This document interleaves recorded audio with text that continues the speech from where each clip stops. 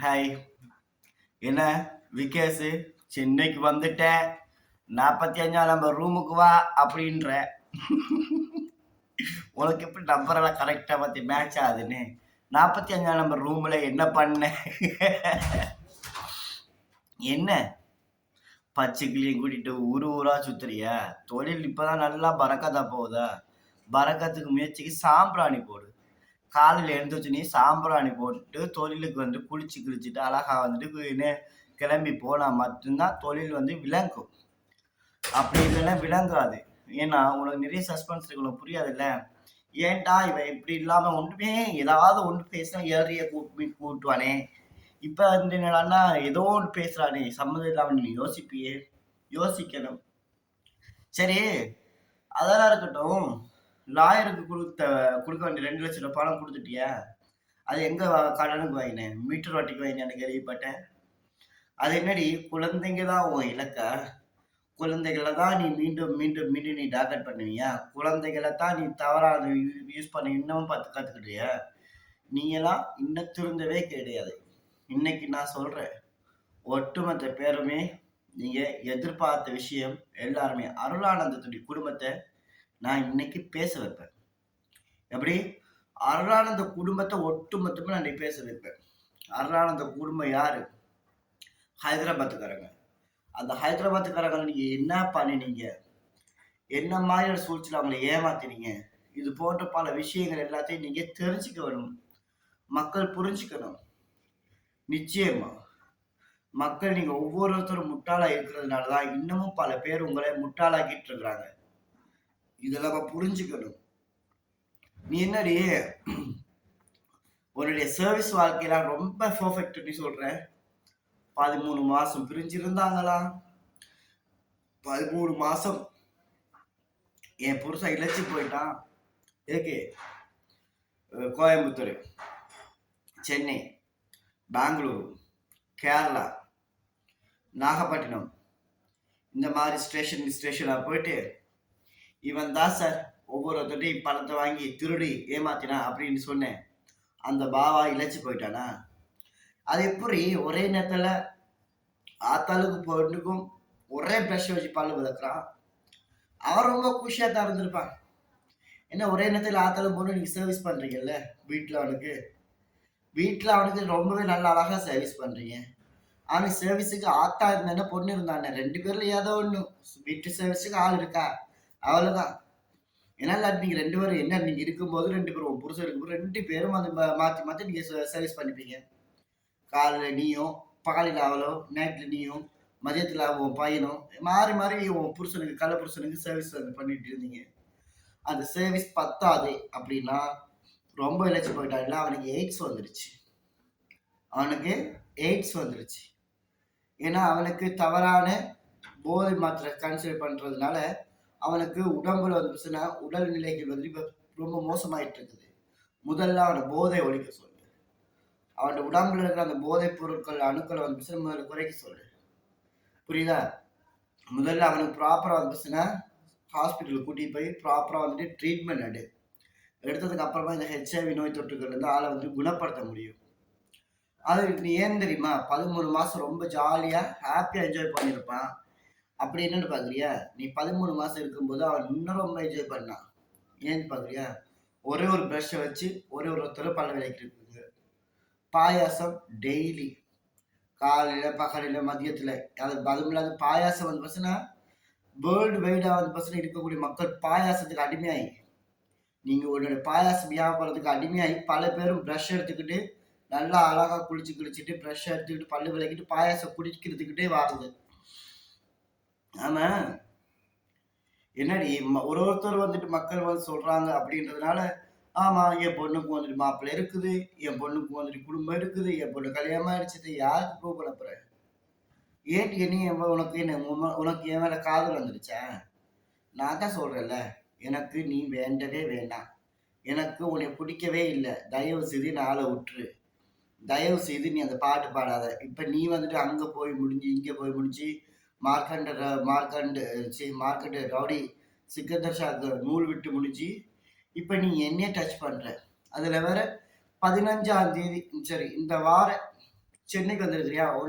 ஏண்டி உன்னால சென்னைக்குள்ள ஒளிஞ்சு தான் இருக்க முடியும். ஒரு லைவ் போட முடியுதா? இங்க தான் இருக்குன்னு சொல்ல முடியுதா? ஆமா, இதுல வேற சென்னைக்கு வந்து அப்படியே 45ஆம் நம்பர் ரூமுக்கு வந்து தள்ளிடுவா. ஏண்டி 45ஆம் நம்பர் ரூம் வந்து ரொம்ப ராசி போல இருக்குது.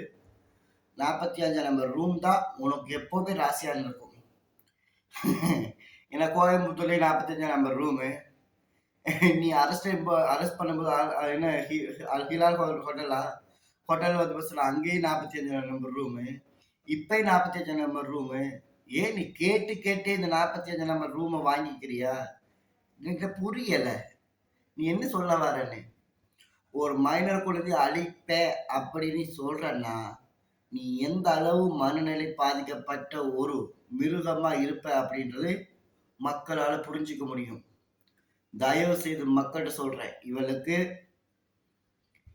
இவளை சார்ந்தவங்களுக்கு யாருமே உதவி செய்ய போகாதீங்க. உதவி செஞ்சீங்கன்னா நிச்சயம் உங்களோட குழந்தைகளுக்கும் இன்னைக்கு யாரோ ஒருத்தருடைய குழந்தைய தாக்குறாங்க. அப்படி இருக்கும் பட்சத்துல நாளைக்கு உங்களோட குழந்தையை தாக்கக்கூடும். இதை நீங்க எத்தனை பேர் புரிஞ்சுக்கிறீங்கன்னு தெரியல. எத்தனை வாட்டி உங்கள்ட்ட சொல்றது, தயவு செய்து போகாதீங்க. இந்த மாஃபியா கிட்ட இந்த ட்ராக்ல வந்து மாட்டிக்காதீங்க. இது மிகப்பெரிய மாஃபியா. இதுக்கு பின்னாடி வந்து பார்த்தீங்கன்னா ஒரு சங்கிலி தொடர்புகள் ஒன்று உள்ளது. இந்த சங்கிலி தொடர்புகளை மீட்டு கொண்டு வரனா முதல்ல மக்கள் எல்லாருமே விழிப்புணர்வாகுங்க.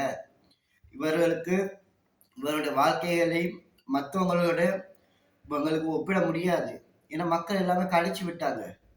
இவர்களுக்கெல்லாம் அடுத்தவங்க வாழ்க்கை வாழ்றது பார்த்தீங்கன்னா குடும்பத்துல வாழக்கூடிய பெண்களை பார்த்து இவங்களுக்குலாம் பொறாமை. ஒரு குடும்பம் அங்கத்த கணவர் வந்து பிரச்சனை தலைவர் வந்து பார்த்துச்சுன்னா எப்பவுமே தன்னுடைய மனைவியையும் குழந்தையையும் இல்ல 2வது மனைவியோ இல்ல 2வது குழந்தைகளோ 2வது மனைவியுடைய குழந்தைகளையோ காப்பாற்றுறதுக்கு உழைச்சி ரொம்ப கஷ்டப்பட்டு வேர்வை சிந்தி பணம் சம்பாதிச்சுட்டு வருவாங்க. இவங்க அப்படி கிடையாது. இவங்களுக்கு இந்த பணத்தை வந்து யார்கிட்ட ஏமாத்தி சொகுசு வாழ்க்கை வாழலாம் அப்படின்ற நோக்கத்தினால பல ஆண்கள் வந்து பார்த்தீங்கன்னா இன்னைக்கும் விக்டிமா ஒன்றை உட்கார்ந்துட்டு இருக்கிறாங்க. ஸோ இந்த சேனல்ஸ்ல இனி வர கடைசி வீடியோ இதுதான். இந்த சேனல்ஸ்ல வர கடைசி வீடியோ இதுதான் இருக்கும். இதுக்கப்புறமா இந்த யாரை பத்தின விஷயமே நான் பேச போறது கிடையாது. அதுக்கு முன்னாடி பல உண்மைகள் உடைக்க வேண்டியிருக்குது. ஸோ அதுக்கு முன்னாடி அந்த உண்மைகளுக்கு முன்னாடி பல ஆதாரங்கள் நம்ம பார்க்க வேண்டியிருக்குது. ஆல்ரெடி வந்து பார்த்தீங்கன்னா நம்ம நேற்று போட்ட வீடியோடைய வந்து பார்த்தீங்கன்னா ஒரு சில குளறுபடிகள் காரணமாக வந்து அந்த வீடியோ வந்து யூடியூப் டிவி வந்து பார்த்தீங்கன்னா நீக்கிட்டாங்க. ஏன்னா இவர்களை பத்தின விஷயங்களை வெளியே கொண்டு வந்தா மக்கள் ஆகி இவங்களுக்கு பொறாமை. அடுத்தவங்களை மாதிரி நம்மளால வாழ முடியலையே. நம்மளோட சமுதாயம் நம்மளை வந்து அசிங்கப்படுத்தி நம்மளோட சமுதாயம் நம்மளோட குடும்பங்களை வந்துச்சுன்னா வேற எங்கேயுமே கிடையாது. ஒரு நல்லது கலந்துக்க முடியாது, கெட்டது கலந்துக்க முடியாது, எதுக்குமே போக முடியாது, செத்த வீட்டுக்கும் போக முடியாது, திருமண வீட்டுக்கும் போக முடியாது. போன ஒவ்வொருத்தரும் காரி துப்புவான். கூட பிறந்த உடற்பரப்புகளை காரி துப்புறானுங்க. சொந்த குடும்பங்களை காரி துப்புதுங்க. அப்ப அப்படி இருக்கும்போது இதுங்களுக்கு அடுத்தவங்களோட வாழ்க்கையை பார்த்து வைத்தெரிச்சல். ஏன்னா இவங்க பண்ணக்கூடிய இந்த வியாபாரம் வந்து உடலை வித்து வியாபாரம் பார்க்கக்கூடிய இந்த நபர்களுக்கு அடுத்தவங்களோட வீட்டுல நல்லது நடக்கும் போதும் அவங்களுக்கு பசங்க ஒரு என்ன சொல்றது ஏக்கம் ஒண்ணு இருக்குது. இந்த ஏக்கத்தினால வந்து பசங்க அது தப்பு கிடையாது. இந்த ஏக்கம் எங்க கொண்டு விடும் அப்படின்னு பாத்தீங்கன்னா இவங்களுக்கு யாராவது ஒரு நல்ல குடும்பத்துல ஒரு கணவன் மனைவி பிள்ளைகளை வாழ்ந்தா அவங்களுக்கு அது பிடிக்காது. அவங்களுக்கு வயிறெல்லாம் எரியும். நமக்கு இப்படி அவர் வாழ்க்கை அமையலையே பேராசை இருக்கும். ஐயோ நம்ம இப்படி படத்துக்காக நம்ம ரொம்ப கஷ்டப்பட்டு இப்படி எல்லாம் பண்ணினோமே, இன்றைக்கு நம்ம செத்தா கூட தூக்குறதுக்கு 4 பேர் இல்லையே. அநாதபுரத்துக்கு அநாத ஆசிரமங்கள்ல இருக்கக்கூடிய ஆளுங்கள்ட்ட கால் பண்ணி எங்களோட வீட்டுல ஒரு இறப்பு இருந்தா கூட இப்படித்தான் அவங்களோட வீட்டுல வந்து அவங்க என்ன ஒரு உயிரிழப்பு வந்துச்சு. அப்ப அதையும் வந்து அநாத புனமா கொண்டு போய் எரிச்சாங்க. அநாத புனமா கொண்டு போய் எரிச்சாங்க. ஏன்னா இவங்களுக்கு மக்களுடைய வாழ்க்கையில பார்க்கும்போது இவங்க மக்களுடைய வாழ்க்கையோட இவங்க மிங்கிள் ஆகிறதுக்கும் முடியாது. ஏன்னா இவங்க எப்பவுமே இருக்கக்கூடிய பொறாமைகள். அடுத்தவருடைய வாழ்க்கையோட ஒப்பிடும்போது நம்மளோட வாழ்க்கை இப்படி போயிடுச்சு, நம்ம இதை என்ன பண்ண முடியும், இப்படி எல்லாம் ரொம்ப என்ன சொல்றது யோசிச்சு மன அழுத்தம் பிடிச்சிருச்சு. இதே பார்த்தீங்கன்னா வேற ஒன்றுமே கிடையாது. சென்னைக்கு வந்து ஒன்றும் கிடையாது. 40 வயசு பச்சைக்கிளிக்கு வந்துச்சுன்னா இன்னைக்கு வந்துச்சுன்னா சைக்காலஜிக்கல் ட்ரீட்மெண்ட் வந்து வழங்கப்பட்டு இருக்குது. அதுக்காக டாக்டர் மீட் பண்றதுக்காக வந்திருக்கிறாங்க. அது மட்டும்தான். கோர்ட்டுக்கெல்லாம் வர முடியாது, கோர்ட்டுக்கெல்லாம் போக முடியாது. ஏன்னா கோர்ட்ல வந்து இருக்கக்கூடிய கேசஸ்கள் நிலுவையில் இருக்குது. அதுலயே ஒரு சில நபர்கள் சொன்னீங்க, கேஸ் வந்து 8 வருஷம் ஆச்சுது. இந்த கேஸ் நிக்காது போயிடும் அப்படின்னு சொல்லி. ஏன்னா கேஸ் குடுத்தவர் 8 வருஷமா போராடுறாங்க. ஒரு ஆள் மட்டும் 8 வருஷமா போராடுறாங்க. அந்த கேஸ் முடியாது. அவரு ஒவ்வொரு ஸ்டேஷன் பை ஸ்டேஷன் வந்து பாத்தீங்கன்னா, அவர வந்து எல்லாத்தையும் ப்ரூவ் பண்ணி, அவங்களோட வீட்ல ஒரு உயிரிழப்புகள் இழக்கப்பட்டிருக்குது இந்த பணத்தினால. அவங்களோட குடும்பங்களை சீரழியப்பட்டிருக்குது. 8 வருஷம் நிம்மதிய தொலைச்சிருக்கிறாங்க. எல்லாருமே இந்த கேஸஸ் எல்லாம் வந்து வாபஸ் வாங்கிட்டு போயிடுவாங்க. இவங்கள பல வருஷங்கள் இழுத்தடிக்க முடியாது அப்படின்ற நோக்கத்துல வந்து இருந்தாலுமே, ஒரு சில நபர்கள்லாம் ரொம்ப ஸ்ட்ராங்கா பிடிச்சிட்டு இருக்காங்க. இதுதான் பெர்ஃபெக்ட்டான ஒரு வே. இதெல்லாம் யாரையுமே இந்த மாரி விஷயத்த நம்ம ஊக்குவிக்க முடியாது. சென்னையில வந்து பஸ்ஸுன்னா வேற ஒண்ணுமே கிடையாது. எக்ஸாம்பிள் போன வாட்டி போன கிழமை என்ன சொல்லிச்சா, போன வாட்டி இவருக்கு தங்கியிருந்த லாட்ஜ்ல ரூ. 500 லாட்ஜ்ல தான் தங்கி இருந்திருக்கிறா. அங்க அந்த ரூ. 500 லாட்ஜ்ல வந்து பஸ்ஸுன்னா, அந்த ஹோட்டல் நிர்வாகத்திட்ட வந்து அடி வாங்கியிருக்கிறாங்க. சட்டைய கிழிச்சு, வாய உடைச்சு அனுப்பியிருக்கிறாங்க. ஏன்? பாவமா இருக்கு பார்க்கும்போது. ரொம்ப கவலையா இருக்குது. அடுத்தவங்க வாழ்க்கைய மாரி நம்மளால வாழ முடியலையே! பெரிய கோடிபதி, மல்டி மில்லியனர், பிசினஸ் வச்சிருக்கிறேன். அங்க பிசினஸ் வச்சிருக்கேன். இங்க பிசினஸ் வச்சிருக்கிறேன். அங்க ஏற்றுமதி கம்பெனி இருக்கு. இங்க கருவாட்டு கம்பெனி இருக்கு. இங்க வந்து மாசி கம்பெனி இருக்குன்னு, இங்க மசாலா வந்து ஏற்றுமதி இறக்குமதின்னு இப்படி பல கம்பெனி வச்சிருக்கேன். சன்சைட் வச்சிருக்கேன் அப்படின்னு சொல்லி பல நிர்வாகங்கள் இருக்கிறதா வந்து தானே வந்து பார்த்தீங்கன்னா சைக்காலஜிக்கல் எஃபெக்ட் ஆகி, அதுல வந்து பார்த்தீங்கன்னா அந்த மன அழுத்தங்கள் போயிட்டு எந்த அளவுக்கு ஒருத்தர பாதிக்கும்னா நான் இன்னைக்கு தான் பார்த்துருக்கேன். இன்னைக்கு ஒரு பொண்ணு வந்து பார்த்தீங்கன்னா இன்னைக்கு மன ரீதியா பாதிக்கப்பட்டு இன்னைக்கு ஒரு மென்டல் ஆகி, இன்னைக்கு அந்த மென்டல் வந்து பார்த்தீங்கன்னா இன்னைக்கு சைக்காலஜிக்கல் உளவியல் சார்ந்த பிரச்சனைகள் ஆகி, இன்னைக்கு வந்து ப்ராப்பரா வந்து ஒரு ட்ரீட்மெண்ட் எடுக்க முடியல. அந்த டாக்டருக்கு கூட்டிட்டு வரதுக்கு கூட பயமா இருக்குது. ஹாஸ்பிட்டல் கூட்டிட்டு வர முடியல. சில சமயங்கள்ல வந்து பார்த்தீங்கன்னா ஏறிடுறாளுங்க. ரொம்ப மன அழுத்தம் இதாகி திடீர்னு அதாவது அந்த மன அழுத்தங்கள் இருக்கக்கூடியவங்களுக்கு பேசிக் ஸ்டேஜ் ஒன்று இருக்கும். அட்வான்டேஜ் ஸ்டேஜ் ஒன்று இருக்கு. அட்வான்டேஜா போகும்போது வந்து பார்த்தீங்கன்னா, இவளுக்கு வந்து பார்த்தீங்கன்னா ஏறிடுறாளுங்க. ஹாஸ்பிட்டல்ல சென்னை ஹாஸ்பிட்டல்ல கீழ்ப்பாக்கம் ஹாஸ்பிட்டல்ல வந்து பார்த்தீங்கன்னா, சங்கிலியில கட்டி போட்டு, இன்ஜெக்ஷன் போட்டு, அவங்கள வந்து பார்த்தீங்கன்னா, மனிதர்கள் வந்து பார்த்தீங்கன்னா, அதெல்லாம் ரொம்ப கொடுமைங்க. அந்த கொடுமையெல்லாம் வந்து பார்த்தா, உண்மையில இந்த 40 வயசு பச்சைக்கிளி வந்து பார்த்தீங்கன்னா, அவ்வளோ அவ்வளோ அவ்வளோ சித்திரவதைகள் வந்து மேற்கொள்ளப்பட்டிருக்குது. அந்த பொண்ணுக்கு மன ரீதியான பாதிப்புகள் ஏற்பட்டிருக்குது. பைத்தியக்காரன்னு பச்சை ட்ரெஸ்ஸ குடுத்து, அதுல சங்கிலியில விலங்கு போட்டு, கால்ல விலங்கு போட்டு, கையில விலங்கு போட்டு, திண்ண குடிக்க முடியாம, அப்படியெல்லாம் ரொம்ப கேவலமா இருந்து இன்னைக்கு தான் அந்த பொண்ணு கொஞ்சம் ரிஸ்கியா இருக்குது. இவன் என்ன தெரியுமா செஞ்சிருக்கிறான்? வெங்கடேஷு, எப்பல்லாம் இவன் வந்துட்டு எங்கெல்லாம் போறாளோ அன்னைக்கு வந்து பார்த்தீங்கன்னா, பொண்ண வீட்லயே வச்சுக்கிறான். அவளுடைய அதாவது அவனுடைய 2வது மனைவியுடைய பொண்ண வந்துட்டு கூடவே வச்சு சுத்துறான். அங்க வந்து பார்த்தீங்கன்னா, டெய்லி பல்லு விளக்கி விடுறான். பாயாசம் குடுக்குறான். அந்த புள்ளையோட உடம்ப வந்து ரொம்ப கெடுத்து வச்சிருக்கிறான். ஆத்தா இல்லன்னா பொண்ணு, பொண்ணு இல்லன்னா ஆத்தா இப்படி மாறி, மாறி, மாறி 2 ஒரு 10% டெய்லி பல்லு விளக்கணுமா? வீட்டு வேலை செய்யணுமா? சமைக்கணுமா? இதெல்லாம் என்னத்த செய்றது? புரியல எனக்கு. ஏன்னா, இவளுங்க ரொம்ப எக்ஸ்பர்ட் வந்துட்டு. அவனும் ரொம்ப எக்ஸ்பர்ட். ஏன்னா, அதுவும் இல்ல பல்லு விளக்குறது உண்மையிலே ஒரு நல்ல ஒரு விஷயம். ஆனா, ஒரு பிரஷ்ல ஒரு ஆள் தான் பல்லு விளக்கணும். ஆனா, ஒரே பிரஷ்ல 2 பேர் பல்லு விளக்கினா இன்ஃபெக்ஷன் ஆயிரும். வாய் புற்றுநோய் வந்துரும். இந்த மாதிரியான விஷயங்கள் இருக்குது. இந்த இன்ஃபெக்ஷன்லாம் வந்து பார்த்தீங்கன்னா, நமக்குள்ள உருவாக்கிறோம் கூடாது அப்படின்னு நம்ம பார்க்குறோம். இங்க வந்து பார்த்தீங்கன்னா, இவள பைத்தியகார ஹாஸ்பிட்டல்ல இவள வந்து பார்த்தீங்கன்னா, சென்னைக்கு வந்துட்டு எங்கேயுமே 45 நம்பர் ரூமுக்கு வர கிடையாது. ஒளிஞ்சுக்கிட்டு இருந்துட்டு உட்காந்துட்டு, "ஏய் இந்த சீன் போட்டேன். ஏய் இந்தா வந்துட்டேன். என்னா குடுக்குறியா?" அப்படின்னு கேட்பா. நான் ஒரு மயிரு கூட உன்னால புடுங்க முடியாது. மக்கள் வந்து செருப்பால கழட்டி, அப்படியே வாஷ் பண்ணி, அப்படியே பாலிஷ் பண்ணி, அப்படியே பேக்கப் பண்ணி அனுப்பி விட்டாங்க. இவரால ஒண்ணும் முடியாது. இவன் ஒண்ணு பார்க்குறான் என்னன்னா, சென்னையில வந்து பார்த்தீங்கன்னா, அருண்குமார்ட்ட வந்து அருண்குமாரோட விஷயத்துல வந்துச்சுன்னா, இந்த இத காரணம் காமிச்சு வெளியில வந்துக்கிறானே. ஏன்டி? ஏன்? அந்த போதை மாத்திரை கடத்துறவன் இருக்கிறான்ல, அந்த போதை மாத்திரை கடத்துறவன் எங்க? பாமஸ்ல வந்து முறைகேடான போதைப் பொருள் கடத்துறானே, எங்க அவன்? ஒளிஞ்சுட்டானா? இல்ல மறுபடியும் கோவாக்கு போயிட்டானா? கோவால இன்னமும் அங்க போய் தான் அந்த சப்ளை பண்ணிட்டு இருக்கிறானா? உடனடியா தடுத்து நிறுத்து. இன்னைக்கு சட்டம் ரொம்ப வலுவாவது வலுவா வந்துட்டு இருக்குது. அப்படி இருக்கும்போது இந்த மாதிரியான விஷயத்த நீ பண்ணும்போது, கண்டிப்பா அவன் மாட்டிக்கிட்டான்னா, அவன் வாழ்க்கை பிரச்சனையில போயிடும். நீங்க திருமண மோசடில ஈடுபடும்போது என்ன பண்ணீங்க? இதே பேட்டர்ன்ஸ் தான் செஞ்சீங்க. அத ஏன் நீ வந்து பர்ட்டிகுலரா வந்து சரி இந்த போதைப் பொருள் கடத்துறவன இந்த லிஸ்ட்ல இருந்து நீ எடுக்கணும்னு நீ நினைக்கிற? எனக்கு புரியல. நீ இந்த போதைப் பொருள் கடத்துறவன, நீ எதுக்கு வந்து இந்த லிஸ்ட்ல இருந்து எடுக்க நீ ட்ரை பண்ற? எதுக்கு பெட்டிஷன் குடுக்குற? எதுக்கு அது எதுக்கு கடிதம் குடுக்குற? எதுக்கு போயிட்டு இருக்கிற? நீங்க ஒட்டுமொத்த குடும்பங்களா சேர்ந்து தானே நீங்க இந்த வந்து எல்லார்ட்டையும் பண மோசடி செஞ்சீங்க.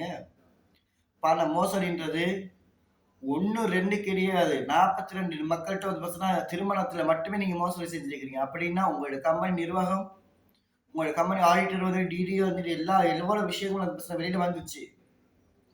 உன்னை சார்ந்த சில விஷயங்கள் வந்து பார்த்தீங்கன்னா, நீ மட்டும் தான். உனக்கு பின்னாடி யார் இருக்கா, எவர் இருக்காங்கன்றது யாருக்குமே தெரியாது. ஒரு சட்டத்துக்கு புறம்பா செயற்படக்கூடிய உனக்கிட்ட இந்த பணங்கள் எப்படி வந்தது? உங்களால என்ன நீங்க பண்ணியிருக்கிறீங்க? இது எல்லாத்தையுமே வந்துச்சுன்னா, அரசு வந்துட்டு மீண்டும் வந்து மீட்டெடுத்து பார்க்கணும். அத விட்டுட்டு அரசும், "ஐயோ! எங்களால முடியாது சாமி" அப்படின்னு நீங்களும் தைய தக்கன்னு கைய கழுவி விட்டுட்டு போனீங்கன்னா, ஒண்ணுமே பண்ண முடியாது. அப்புறம் என்ன பண்ண முடியும்? எதுவுமே பண்ண முடியாது. ஒரு ப்ராப்பரா வந்து இதுதான் இப்படித்தான் பண்ணணும், இப்படித்தான் செய்யணும் அப்படின்னு நீங்க ஒரு ஒரு கண்டிஷன போடுங்க. ஏன்னா, இன்னைக்கு சென்னைக்கு வந்தது வந்துச்சுன்னா, எங்கேயும் 45 நம்பர் ரூமுக்கு போறது கிடையாது. இன்னைக்கு சென்னைக்கு வந்தது மனநல மருத்துவமனைக்கு ட்ரீட்மெண்ட்க்கு வந்திருக்குது. அதுதான் உண்மையான விஷயம். உண்மைய சொல்லுடி. ஆமா. மனநல ஹாஸ்பிட்டலுக்கு, பைத்தியர் ஹாஸ்பிட்டலுக்கு கூட்டிட்டு வந்தேன். ஏன்னா, பைத்தியம் ஆக்கினது உன்னால தான் பைத்தியம் ஆச்சுது. அதனால தான் நான் கூட்டிட்டு வந்தேன். பாப்பாவா? 20 வயசு இப்பதான் பாப்பாக்கு. 40 வயசு இப்போ இதுவும் பாப்பா தான். பெத்தவங்களும் பாப்பா தான். நீ பெத்தவ கிடையாது. நீ வாடகை தாய் இல்ல. நீ வாடகை தாயா இருக்கும்போது நீ பாப்பா, நோப்பா எல்லாம் செய்வல்ல. அட் டைம்ல உன் கள்ள புருஷன வச்சு அந்த பொண்ணுக்கு வந்து பார்த்தீங்கன்னா, பல ரீதியான துன்புறுத்தல்கள் செய்யப்பட்டுச்சு. பல பிசிக்கல் அப்யூசஸ் வந்து இழைக்கப்பட்டுச்சு. மென்டலி அந்த பொண்ணு ரொம்பவே மன அழுத்தங்களுக்கு உள்ளாச்சுது. அந்த பொண்ணு பார்த்துக்க, பைத்தியமா இருக்கிற பொண்ணு. அந்த பொண்ணு விரக்தியாயி ஒரு நாள் உன்னைய படுக்கும்போதே கல்ல தூக்கி மண்டையில போட்டு உன்னைய போட்டு தள்ளாட்டி, அந்த பொண்ணு பண்ணாட்டி பார்த்துக்க. அந்த பொண்ணு அந்த அளவு மன ரீதியா பாதிக்கப்பட்டிருக்கு. கண்டிப்பா உன் பொண்ணாலேயே உன் சாவு வந்து பார்த்தீங்கன்னா, உன் பொண்ணோட கையில தான். இறப்பு, பிறப்பு இதெல்லாம் வந்து பார்த்தீங்கன்னா, காட் கிவன் கிஃப்ட். ஸோ நீ வந்து பண்ண பாவத்துக்கு சம்பளமா வந்து பார்த்தீங்கன்னா, உன்னுடைய மரணம் மட்டும்தான். மரணம் ரொம்ப கொடுமையா இருக்கும். நீ எப்படி வந்துட்டு ஹார்ட் பேஷண்ட்டு, எனக்கு மண்டையில கட்டி வந்துச்சு, குண்டில கட்டி வந்துச்சு, இப்படின்னு ஊரெல்லாம் ஏமாத்தி நீ சுத்தி எங்கெங்கெல்லாம் ட்ராக் பண்ணி மக்கள்கிட்ட பணம் வாங்கி ஏமாத்தி, மக்கள்ன்றத விட திருமணத்துக்கு ஆசைப்பட்டு ஆண்களுடைய சபலத்தை பணமாக்கி, அதுல இருந்து ஆடம்பர வாழ்க்கைகள், ஆடம்பர கார் உன்னால நிம்மதியா இருக்க முடியுதா? உன் பென்ஸ தான் தூக்கிட்டாங்கல்ல மறுபடியும். நீ சொன்ன, என்ன ஃபைன் கட்டுறதுக்கு இருந்தது, அதனால ஃபைன் கட்ட முடியல அப்படின்னு. உன் பென்ஸ தான் தூக்கிட்டா ஓப்பனா சொல்லேன்டி. உன் பென்ஸ தூக்கிட்டு போயிட்டாங்க. நிர்வாகம் வந்து தூக்கிட்டு போயிடுச்சு. அதனால எனக்கு ஒண்ணுமே குடுக்க முடியல. நீ ஓப்பனா பச்சையா சொல்லேன். சொல்லி தொல. அ உண்மைய சொன்னா ஏன் பூரைக்குது? 80,00,000 நான் ஒரு கார் பார்த்தேன். பைசா இல்ல. அதனால நான் விட்டுட்டேன் அப்படின்னு சொல்லு. 84 கோடி வச்சிருக்கிறல்ல. ஆமா, நீ தான் 84 கோடி வச்சிருக்கிற. அட்லீஸ்ட் நீ ஒரு பிக்ஸட் டெபாசிட்ல போட்டா கூட ஒரு மாசம் 1,00,000 கூட உனக்கு வந்து என்ன ஒரு நார்மலா வந்து 84 கோடின்னா 80,00,000க்கு மாசம் 1,00,000 பிக்ஸட் டெபாசிட்ல வரும். அப்போ உனக்கு அதுலயே ஒரு மாசம் 10ல இருந்து ஒரு 20,00,000 வந்தா கூட 20,00,000 வந்தா கூட ஒரு லாயர் ஃபீஸோ, கேஸோ எல்லாத்தையும் எடுத்து நடத்த முடியும். ஏன் உன்னால முடியலன்னா, இல்ல. உன்கிட்ட இல்ல. நீ எடுக்கிறது பிச்சை. பெருமை பீத்திக்கிற. கட்டப்பை கருப்பியோட நீ பெருமை பீத்திக்கிற ஒரு ஆளு. அதனால தான் நீ இன்னைக்கும் அதே இடத்துல இருக்கிற. மக்கள் இன்னமும் அதே இடத்துல மூவ் ஆன் பண்ணிட்டு போயிட்டு இருக்கிறாங்க. ஏன்னா நீ யாரு, எவரு, எப்படிப்பட்ட ஒரு முள்ள மாரி அப்படின்றது எல்லா மக்களுக்கும் தெரியும். மக்கள் யாருக்கும் தெரியாம முட்டாளுக கிடையாது. மக்கள் யாரையும் நம்ம முட்டாளாக்க முடியாது. பொதுமக்கள்ன்றது ஒரு கமாண்டர்ஸ்ன்றது ஒருத்தவங்க வளர்த்து விடுறதுக்கும், அழிச்சு விடுறதுக்கும் மிக முக்கியமானவங்க. ஆனா உன்னுடைய ட்ராக் வேற. நீ பண்ணின சூழ்ச்சி வேலை வேற. நீ நினைச்சிருந்த விஷயங்கள் வேற. எல்லாத்தையும் தூக்கி கொண்டு உடைச்சது முதல் நானு. உன் முகத்திலேயே கொண்டு கிழிச்ச நானு. கேரளா கேஸ்ல ஆரம்பிச்சு, அந்த கொலையில ஆரம்பிச்சு, அவ்வளவு விஷயத்தையும் முதலா கொண்டு வந்தது நானே. உன் கூட பயணிச்ச ஒவ்வொரு மக்களும் வந்து பயந்துகிட்டு என்ன உன் கூடவே பயணிச்ச மக்களோட பயந்துகிட்டு ஒவ்வொருத்தரும் ஓடி ஒளியும் போது நம்பிக்கை கொடுத்தேன். நீங்களாம் பயப்படாதீங்க. சாதாரண சிவிலியரா இருக்கிறீங்க. உங்களுக்கு இந்த விஷயங்கள் வந்து ஏமாத்தினாலுமே பயப்படாதீங்க அப்படின்னு சொல்லி ஏமாத்தினாலுமே ஏமாத்தினாலுமே இந்த விஷயத்த மூவ் பண்ணி போனாலுமே உங்களுக்கு எதிராக பல விஷயங்கள் பண்ணாலுமே உங்களுக்கு மேல குட்டப் கேஸ் போட்டாலுமே தைரியமா இருக்கு. நிச்சயம் ஒரு நாள் அரசியல் மாறும், அரசியல் களங்கள் மாறும், அரசியல் சீட்டுகள் மாறலாம், பேனாக்கள் மாற்றப்படும், தீர்ப்புகள் மாற்றப்படும், மக்களுக்கான வாய்ஸ் வந்துட்டு ஜஸ்டிஸ்ன்றது கண்டிப்பா கூடி சீக்கிரம் கிடைக்கும் அப்படின்னு நம்பிக்கை கொடுத்த இன்னைக்கு 19 மக்களும் உன்னைய காரி துப்பி உன்னை ஜீரோவாக்கி உன்னை எல்லாத்தையும் முடிச்சாச்சு. ஏன்னா இதெல்லாம் மன விரக்திங்க, மன விரக்தி. இவங்களுக்கெல்லாம் நல்லவங்களோட நல்லதா சாப்பிட முடியாது, தின்ன முடியாது, பேர முடியாது, உட்கார முடியாது. இதுங்களுக்கெல்லாம் வந்து சொன்னா ஒரு நல்ல கெட்டது விஷயத்துக்குலாம் இல்ல. குடும்பங்கள்லாம் கழுவி விட்டுருச்சு, பொதுமக்கள் யாரும் இல்ல. ஏன்னா இவங்க தொழில் விஷயத்தை பார்த்து பார்த்து ஒரு மக்கள் இவங்களை பார்த்து பயப்பட்டு இவங்க ஐயோ குடும்பத்துக்குள்ள ஏன்னா எங்களுக்கு எல்லாம் வச்சிருக்க முடியாது, நீ கிளம்பு கிளம்பு அப்படின்னு விரட்டி அனுப்பிட்டாங்க. அந்த ஒரு விரக்தி தான் இவங்களுக்கு இந்த அளவுக்கு அந்த பொண்ணை கொண்டு போய் இன்னைக்கு மன ரீதியா இன்னைக்கு பாதிக்கப்பட வச்சிருக்கு. கடவுள்தான் காப்பாத்தரும். ஓகே, ஸோ இன்னைக்கு அருணானந்தத்தோட குடும்பத்தை நம்ம இன்னைக்கு பேச வைக்கலான்ற நான் முடிவுல இருக்கிறேன். நானே சில ஆடியோஸ் வீடியோஸ் எல்லாம் நான் போறதுக்கு ரொம்ப நேரம் ஆகாது, ஏன்னா எனக்கு கொஞ்சம் டைம் வந்து இல்லாம இருக்குது. ஒரு லைட் செட்டப் கூட பண்ணல பாருங்க. நார்மலா என் வீட்டுல எப்படி இருக்கோ அந்த லைட் செட்டப்ல தான் உட்காந்துட்டு இருக்கு. நான் யூடியூபர் கிடையாது. சில விஷயங்களை சொல்ல போனா இந்த விஷயங்களுக்குள்ள நம்ம பேசி ஆகணும். இந்த விஷயத்துல விடக்கூடாது. சரி, நம்ம எங்க இருந்தா என்ன பேசுவோம். நமக்கு இன்டர்நெட் இருக்கு, நமக்குன்னு ஒரு மொபைல் இருக்கு, ஒரு லேப்டாப் இருக்கு, ஒரு ஆக்சஸ் இருக்குது, எலக்ட்ரிக்கல் சாதனங்கள் இருக்குது. நம்ம பேச வேண்டிய விஷயத்த பேசுவோம். நான் உட்காந்துக்கிட்டே ட்ரெஸ் பண்ணிட்டு நல்லா அழகா கோட் ஷூட் போட்டு வந்து உட்கார்றதுக்கு எனக்கு டைம் கிடையாது. முதல்ல எப்படி இருக்கணும்னு அப்படியே வருவேன். அப்படியே வந்தேன்னா அப்படியே பேசிட்டு அப்படியே போயிட்டே இருப்பேன். முதல்கள் வந்து நான் ரொம்ப தெளிவு இல்லாம பேசுவேன். இப்போலாம் ரொம்ப தெளிவா பேச கத்துக்கிட்டேன். ஏன்னு பாக்குறீங்களா? ஒரு தெளிவு தான் ஒரு மக்களை, ஒரு மனிதனை கரெக்டான பாதையில கொண்டு போக ஆரம்பிக்கும். நீங்க சொன்னா நம்புவீங்களா? எனக்கு இந்த எடிட்டிங் ஸ்கில் எதுவுமே தெரியாம இருக்கும்போது இந்த மாஃபியா கேங்கை எதிர்த்து போராடுறதுக்காகவே நான் மீடியா கோர்ஸ் மறுபடியும் நான் 3 மந்த் ஆன்லைன் கிளாஸஸ் பண்ணேன். எடிட்டிங் சிஸ்டம் எல்லாத்தையுமே நான் கத்துக்கிட்டேன். நம்ம கரெக்டான வேலை கொண்டு போகும்போது நம்ம லைவ் வந்து கான்சன்ட்ரேட் பண்ண முடியாது. லைவை கொண்டு வந்து போட்டு இதுல வந்து பஸ்ல மக்களை முட்டாளாக்கி மக்களை வந்து பஸ்ல இதுல வந்து யூடியூப் அல்காரிசம் வந்து பஸ்ல அப்புறம் லைவ்ல தான் ரீச் கொண்டு கொடுப்பாங்க. லாங் வீடியோல ரீச் வந்து கிடைக்காது. அந்த ஒரு நோக்கத்தினால தான் நான் என்ன செய்யறேன்னா இந்த மக்கள் குரல் டிவி சேனல்ஸ்ல வந்து வீடியோ மட்டுமே இன்னைக்கு கொண்டு வர போறேன். ட்ராமா வேர்ல்டு விழாக்ல டெய்லி லைவ் வரும்.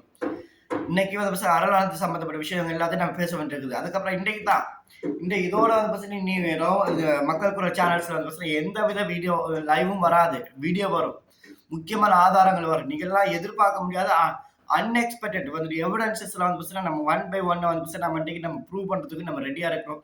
ஏன்னா ப்ரூவ் பண்ண வேண்டிய நிர்பந்தத்துல இருக்கு. கண்டிப்பா ப்ரூவ் பண்ணித்தான் ஆகணும். நன்றி, வணக்கம்.